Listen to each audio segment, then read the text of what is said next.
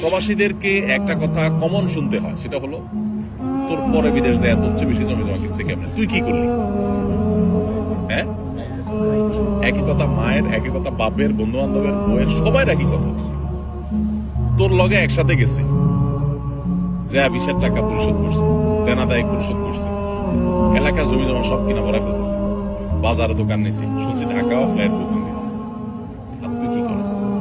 তোর সাথে একসাথে গেছে, প্রতি বছর একবার করে আসে, তুই 3 বছর আসতে পারস না, তোর টাকা হয় না, কি করলি?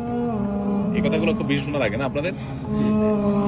এটা কেন হয়? ওই যে বললাম, পুরো ফ্যামিলিকে টাকা দিবেন, এটা তার মাথা ঢুকেছেন, আপনার মাথাও পোক ঢুকছে, তার মাথাও পোক ঢুকাইছেন। সেও মনে করে টাকা দিতে পারলেই ছেলে আমার সাকসেস, ছেলে আমার সততার পথে থাকতে পারলেই সাকসেস, এটা তার মাথায় ঢুকে নাই, আপনার মাথায়ও সেটা নাই। এই জন্য সেও সুখে নাই, আপনিও সুখে নাই। না সে সুখে আছে, না